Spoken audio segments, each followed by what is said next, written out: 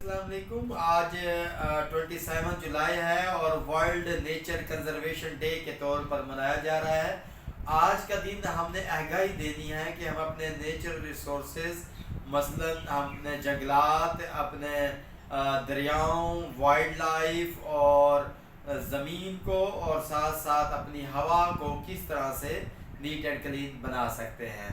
یاد رکھیں، میں نے ایک محفل میں پہلے بھی کہا تھا کہ یہ جو زمین ہمیں ملی ہے یہ ہمیں آباء و اجداد سے وراثت میں نہیں ملی، بلکہ یہ آنے والی نسل کی سے ہمیں ادھار ملی ہے۔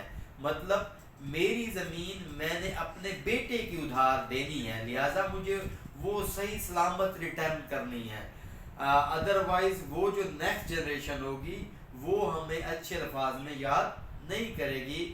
اور پھر یاد رکھیں، جب ہم نیچر سے چھیڑ چھاڑ کریں گے تو نیچر بھی ہمارے ساتھ شدید انتقام لے گی، لہٰذا آپ نیچر کو پروٹیکٹ کریں گے تو نیچر بھی آپ کو پروٹیکٹ کرے گی۔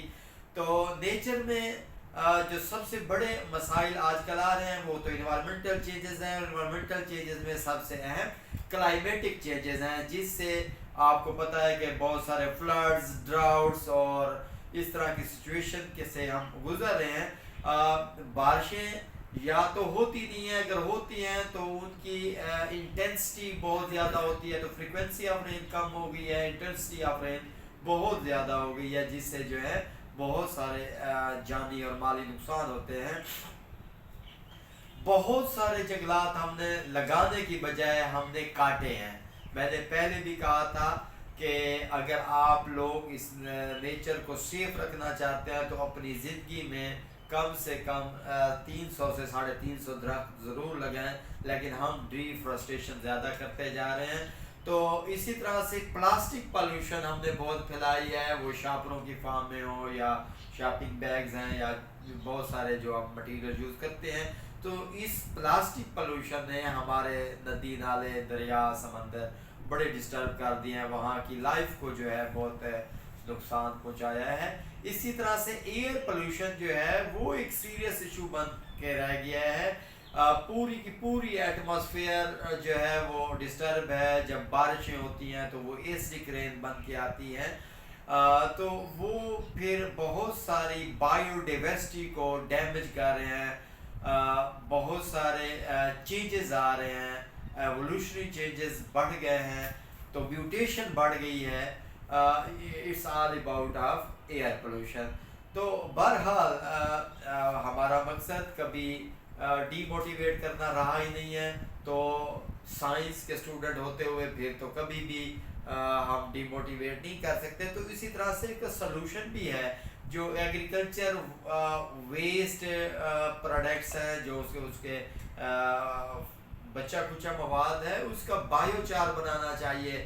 اور اب میری اپنی پی ایچ ڈی بایو چار پہ تھی، تو بایو چار جو ہے وہ اکنامکلی افورڈیبل ہے اور انوائرمنٹلی بڑا فرینڈلی ہے، اور بڑا چیپلی ہم اس کو افورڈیبل بھی ہے، تو ہم اس کو اپلائی کر سکتے ہیں۔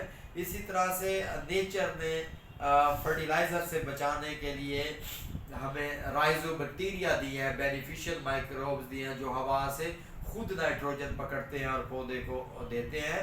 تو ہمیں یوریا اور ڈی اے پی کے جو بہت سارا مس یوز ہے اس سے بچنے کے لیے ہمیں رائزو بیکٹیریا وغیرہ کا استعمال کرنا چاہیے۔ اسی طرح سے انوائرمنٹلی فرینڈلی جتنے بھی ہماری ایگریکلچرل پریکٹسز ہیں ان کو ہمیں ضرور انشور کرنا چاہیے۔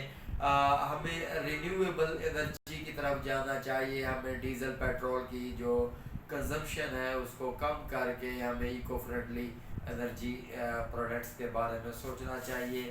اسی طرح سے ریسائکلنگ آف دا پروڈکٹ بہت امپورٹنٹ ہے۔ تو بہرحال یہ بہت بڑا ٹاپک ہے جس کو ہم کوئی 5-7 منٹ میں ریکور نہیں کر سکتے، تو جسٹ آپ کو اویئر کرنا تھا کہ آج نیچر کنزرویشن ڈے ہے، اور اس ڈے کی نسبت سے ہم اپنے تئیں کوشش کریں کہ جتنا ہم پروٹیکٹ کر سکتے ہیں۔ Thank you so much.